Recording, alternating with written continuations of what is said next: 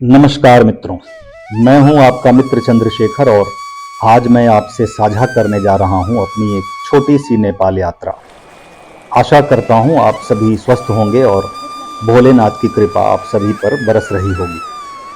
पिछले दिनों अपनी पूर्णागिरि यात्रा के अगले ही दिन हम सिद्धनाथ बाबा के दर्शन को नेपाल भी गए थे, लेकिन कुछ तकनीकी कारणों से मैं यह यात्रा वृत्तांत आपसे साझा नहीं कर पाया था।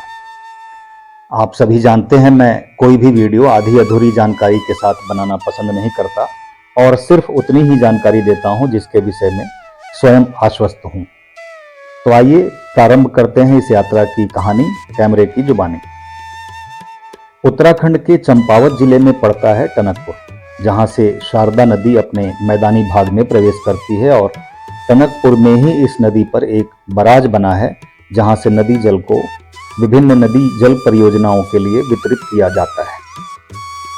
टनकपुर उत्तराखंड के मैदानी भाग में बसा एक छोटा सा शहर है और इसे ब्रिटिश भारत में बसाया गया था। जब इसे बसाने वाले लॉर्ड टलक के नाम पर इसे टलकपुर कहा जाता था, जो कालक्रम में टनकपुर बन गया। यहाँ से नेपाल की सीमा मात्र 1 किलोमीटर की दूरी पर है। वस्तुतः पूरा टनकपुर बराज बिल्कुल नेपाल सीमा पर ही है और शारदा नदी नेपाल और भारत के बीच सीमा निर्धारण का काम करती है। टनकपुर नगर में जो नगर पालिका है, वहां से बाहर आते ही आप एक ऐसी जगह पर आएंगे जहां एक अस्थायी पार्किंग बनाई गई है। आने वाले पर्यटकों की गाड़ियां यहीं पार्क की जाती हैं। यहाँ उत्तराखंड पुलिस का पहरा रहता है, तो गाड़ियां सुरक्षित रहती हैं। नगर से बाहर जाने के पहले आपको 50 रुपए की पर्ची पहले ही काट दी गई होती है। तो अपने पिछले वीडियो में मैंने विस्तार से बताया था शारदा नदी और इससे निकलने वाली नहरों के विषय में। वीडियो का लिंक डिस्क्रिप्शन में दिया गया है, आप जानना चाहें तो देख सकते हैं। ये बराज भारत और नेपाल के बीच 1920 में हुए एक प्रारंभिक करार के बाद शुरू हुआ था और बाद में कई और करारों के साथ इस बराज और इससे जुड़े बिजली घर और नहरों का विकास होता गया। यह भारत और नेपाल दोनों के लिए एक महत्वपूर्ण संसाधन है, जो अनेक छोटी बड़ी परियोजनाओं से जुड़ा हुआ है। सामान्य दिनों में यहाँ कोई भीड़ भाड़ नहीं होती, लेकिन मेले के दिनों में अच्छी खासी भीड़ भारत से नेपाल की ओर जाती है बाबा के दर्शन के लिए। इन सभी तीर्थयात्रियों के लिए बराज के उस पार से मंदिर तक ले जाने के लिए कोई स्थायी साधन उपलब्ध नहीं है। शारदा नदी भारत और नेपाल के बीच सीमा का कार्य करती है, जैसा मैंने पहले बताया। अतः उस पार नेपाल की भूमि है, किंतु बराज के लिए हुए समझौते के तहत नेपाल ने बराज के आसपास की 4093 एकड़ जमीन भारत को दे दी है। इसलिए जहां तक भारतीय भूभाग है, वहां तक इस पार के कुछ लड़के दुपहिया वाहन लेकर उपस्थित रहते हैं और तीर्थयात्रियों को बराज के उस छोर से मंदिर के नजदीक तक 10 रुपए प्रति सवारी की दर से ढोते रहते हैं। इस यात्रा के ये अनुभव अनूठे थे हमारे लिए।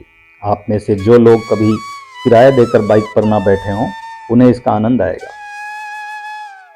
ये दुपहिया वाहन सिर्फ वहीं तक चलते हैं जहां तक भारतीय भूभाग है।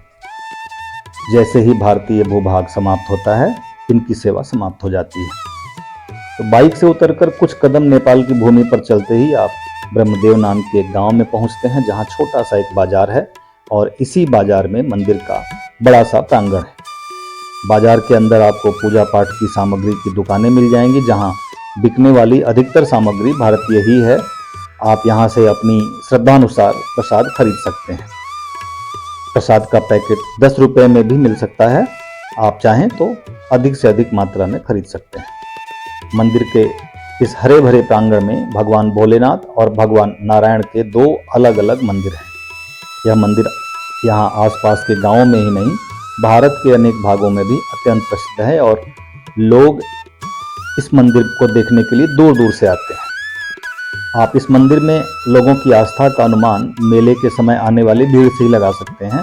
इस छोटे से नेपाली गांव में इस मंदिर के अतिरिक्त कोई ऐसी बात नहीं है कि यहाँ इतनी भारी भीड़ हर वर्ष यात्रा करे। थोड़े समय तक लाइन में लगने के बाद हमने दोनों मंदिरों और पूरे प्रांगण का दर्शन कर लिया और भारत के अनेक मंदिरों की तरह यहाँ भी मैंने देखा लोग मंदिर के विभिन्न भागों में धागे इत्यादि बांधकर मन्नतें मांग रहे थे। धागे बांधकर मन्नत मांगने की यह परंपरा मैंने सबसे पहली बार हरिद्वार की मनसा माता मंदिर में देखा था और धीरे धीरे मैं देखता रहा, देशव्यापी होता गया। जिन मंदिरों में पहले ऐसी कोई परंपरा नहीं थी, वहां भी मैं जब दोबारा कभी गया तो वहां भी देखा ये परंपरा शुरू हो गई थी। इसका कोई औचित्य मुझे नहीं समझ आता, अगर आपको समझ आए तो कमेंट बॉक्स में अवश्य बताएं। वैसे किसी धार्मिक ग्रंथ में इस परंपरा का उल्लेख मिल जाए तो कृपया अवश्य साझा करें। भीड़ का कोई निश्चित आकार नहीं होता, इसलिए कुछ कह नहीं सकता कि यहाँ कब कितने समय में आपको दर्शन मिल सकते हैं। वैसे हमें 15 से 20 मिनट प्रतीक्षा करनी पड़ी थी और दर्शन प्राप्त हुए थे, और कुल मिलाकर हम 1.5 से 2 घंटे नेपाल की धरती पर रुके, बाबा के दर्शन करके प्रसाद प्राप्त किए। बाजार के एक ढाबे पर हमने थोड़ा सा समय देकर कुछ अल्पाहार ग्रहण किया और वापस स्वदेश की तरफ चल पड़े। वापसी में फिर से दुपहिया वाहन की वही सवारी का आनंद लिया गया। वापस अपनी गाड़ी तक पहुंचे जो पार्किंग में हमारी प्रतीक्षा में खड़ी थी, और कुछ घंटे टनकपुर में और बिताए। वहां भोजन करने के बाद हम वापस घर की तरफ लौट चले, रास्ते में मिलने वाले सुंदर वन प्रदेशों का आनंद लेते हुए। तो आशा करता हूं आपको यह यात्रा वृत्तांत अच्छा लगा होगा। जल्द ही एक बार फिर आऊंगा एक नए यात्रा वृत्तांत के साथ। तब तक के लिए अपने मित्र चंद्रशेखर को दीजिए अनुमति। अगर आपने अब तक चैनल को सब्सक्राइब नहीं किया है तो कृपया सब्सक्राइब कर लें, वीडियो को लाइक करें, कमेंट करें और खूब जमकर शेयर करें। हर हर महादेव।